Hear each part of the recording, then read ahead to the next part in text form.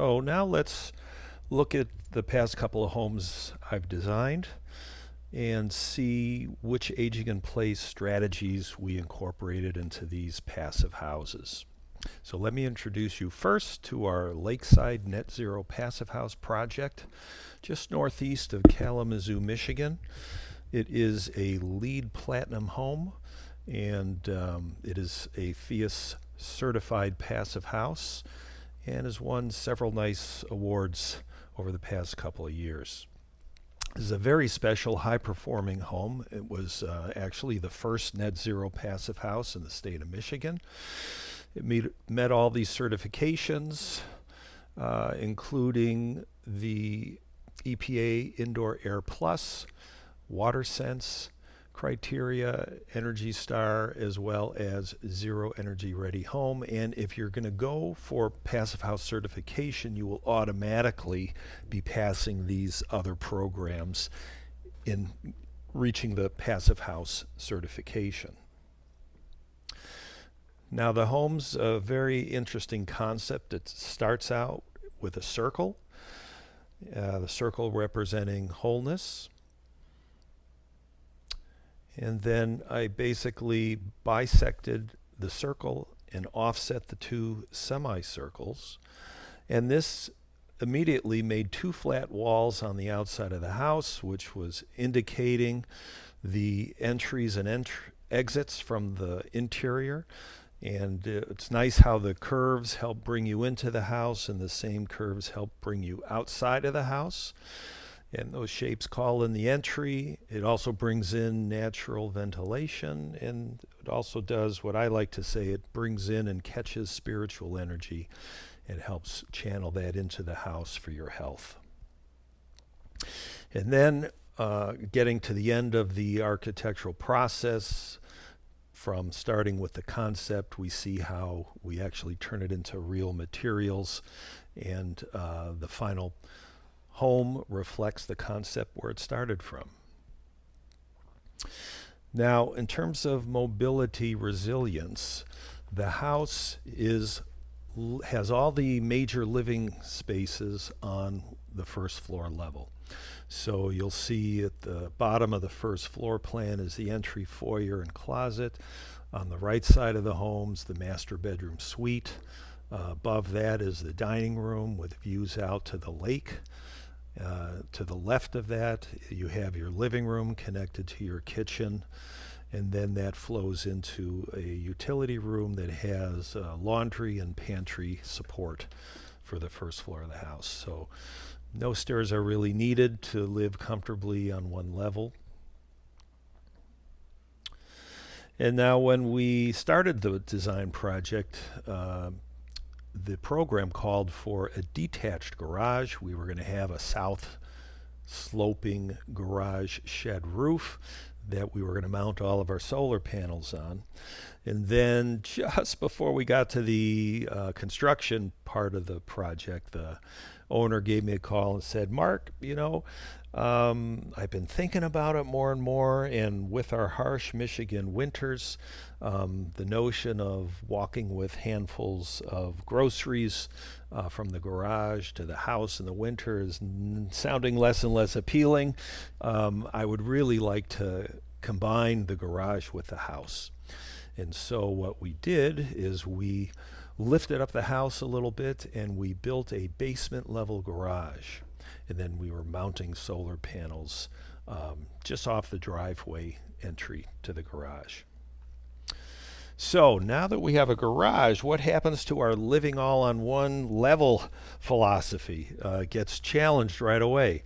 So what we did is we designed, you can see the yellow square here, we designed a closet in the garage level that if needed, we could change that garage to a lift, and that lift would take you from the lower level up to the first floor.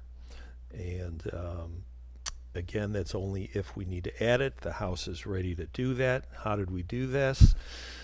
Well, we did the framing, the floor framing, in such a way that we could have a square section in the middle of the house that you can just knock out if needed. And then add your lift in that lower level closet off the garage, and hey, you're in business. And if that never needs to happen, great, that money stays in your checking account. The other thing we did for the first floor is we made all of our doorways to the outside 36 inches wide, so it's very comfortable if a wheelchair becomes part of your support. And everything is barrier free, so you can roll from first floor to the screen porch, out to the outdoor patio, and same with the front entry. Now the second house we did is called the Indiana Dunes Net Zero Passive House. This is in Beverly Shores, Indiana, just at the southern tip of Lake Michigan. It has all the same accolades as the lakeside, but the owner decided towards the end of the project, as money was getting tight, not to spend the extra money on getting it officially certified by the Passive House Institute. Now in this house, we also achieved one level living. On your right is the first floor plan, and what we did here is, instead of having the garage in the lower level as a basement, the garage is at grade level, flush with the first floor. So when you drive in, if mobility is a challenge, you can still roll right into your first floor where everything's there. You've got your master bedroom suite on the right. You've got laundry built into the master bedroom suite. On the left side of the house, you've got powder room, great room connected to kitchen and dining room. And then one of the most important features to this client was the 3-season porch, where they spend most of the time when family's over visiting, because there's beautiful views of the dunes and wonderful trees in the backyard of this lot. And then what we did is, in the lower level, as in the other project, we put the support rooms.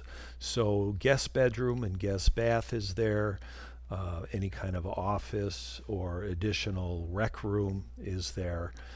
So guests can have access to that without it being an issue for the homeowner. And then also we made the entry walkway a ramp, so guests coming from a car parked in the driveway, again, can easily roll into the front door. All right, so now let's talk about bathrooms. When you're designing your bathroom for aging in place, you want to have no thresholds into the shower. So if you are bound to a wheelchair or a walker, there is no lip barring your easy entry. You want to design for grab bars now or to be installed in the future. So that means you want to put in wood blocking in the right places so that you have something to securely screw those grab bars to later. You don't have to install them initially, but you certainly could. They also make flip down seats that become very helpful in a shower, and you want to think about having your shower set that would have a handheld on a hose so that you could have a seat and shower from a seated position for safety. Now, in terms of tubs, they do make walk-in tubs that make soaking easy. And you also want to be conscious of where you put the controls in the tub filler. You know, you don't want it on the far end of the tub where it makes it difficult to fill the tub with hot and cold water mixture. So be aware of that. And then in one of the homes, we designed a built-in bench that wrapped and turned into a tub deck for the soaking tub. Now, what I like about this, it's doing double duty. So if you need to sit and use your handheld in the shower, it accommodates that. And then also, to help you get into the tub, you just have a seat on the bench, you swing your feet over and in, and it's a very safe way to get in and out of the tub. Then in the future, should you need a little extra support, again, having wood blocking in strategic places behind the drywall, you can just simply add grab bars to support yourself. Other things to think about is at the water closet, you can have grab bars that make it easier. And then they also do sell toilet seats that will raise the height of the toilet to make it more comfortable for use as you age in place. All right, now for kitchens and other parts of the house, things you want to think about. ADA requirements are that you use a lock set that has a lever instead of round knobs, which might be difficult to operate. Same philosophy with your faucets in kitchens and bathrooms. You know, you want to select ones that have levers, hot and cold, to make it easier to use.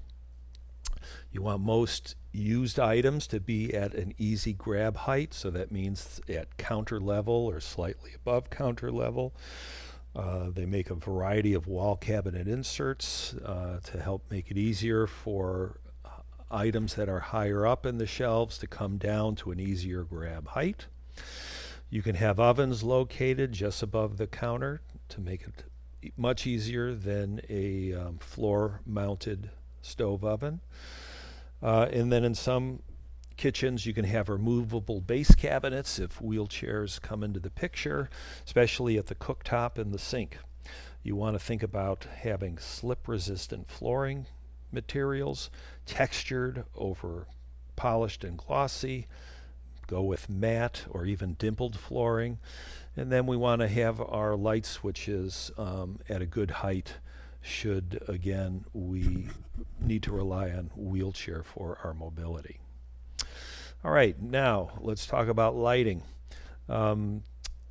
Lighting these days, what I like to do is use motion sensors throughout the home. It makes things a lot easier. Hands-free operation, so you could be carrying items and not have to worry about flipping a switch. Lights will automatically come on as you enter the room. This also saves energy because they will turn off when you leave the room. On the lower right, you can see they have motion sensors that are built into switches. They also make ones in the lower right corner that mount into the ceiling. And then you're seeing also we've installed switches in door jambs, so when doors open, it immediately turns on closet lights or room lights. Now, I also want you to think about task lighting and getting the light where you need it. So we always like to do under cabinet lighting in kitchens. Most of these have become LEDs, which are great. They use a fraction of the electricity as halogens and other undercounters we used to use, save a tremendous amount of energy. But this is one of my pet peeves. Make sure you pick the right color temperature for the bulb. They come in a variety. I like to, or I should say, I favor lights that are around the 2700 Kelvin temperature range, which makes a nice warm light, as compared to colder color temperatures in the 4,000 to 5,000 K range, which I find cold and kind of sterile or institutional. And then you also want to think about visual contrast. So utilizing contrasting colors to help individuals with limited or impaired vision, to help you identify edges and steps and fixtures. And then your countertops, you want to favor non-glare materials. Again, matte finishes are going to work in your favor. Then there's becoming more and more smart tech for homes that we're incorporating. There used to be just for whole house audio and security systems, but now it's keeps on evolving. So smart home is, utilizes voice activated technology. You can have automatic medication reminders, as I had mentioned earlier, and even smart thermostats connected to a central system. Now, in this system of smart home, every installation, your lighting, your heating, your security, cameras, etc., are all connected into one hub. So this connection allows the homeowner to control all systems with one device, such as your smartphone, tablet, or computer. Think about strategic power placements also around the house for future video cams so loved ones can monitor if needed from afar. So again, going back to my mother-in-law's situation, we have video cameras in strategic locations that alerts my wife's cell phone when movement is detected, so she can just keep an eye on verifying that she's safe and everything's in the all good category, which is great, especially if your children live out of town. Now, in the Lakeside Net Zero Passive House, the client had told us that she didn't want to back out of the garage, so we actually planned for a car turntable, which was pretty cool. And being in the Midwest, it's interesting, both of the clients of these two aging in place passive houses requested a tornado shelter. So in the Lakeside Net Zero Passive House, we did a built-in shelter to FEMA specs down in the basement level garage. Or it turns out you can purchase prefabricated models and install them as well. And speaking of protecting from catastrophe, as you recall, last year we had these horrific wildfires on the West Coast. And it's interesting that using passive house principles have some design benefits in them for protection against fire damage. Now, this happens in a few ways. It happens from the airtight construction detailing, which helps stop embers from being sucked into the building envelope. And then some passive houses don't even have eaves or attic vents, which in California were allowing sparks from the fires to get inside the roof assembly, and then the whole house would come down. So the home here shown, still standing, and the only one standing in the neighborhood, has a metal roof with a fire-resistant underlay.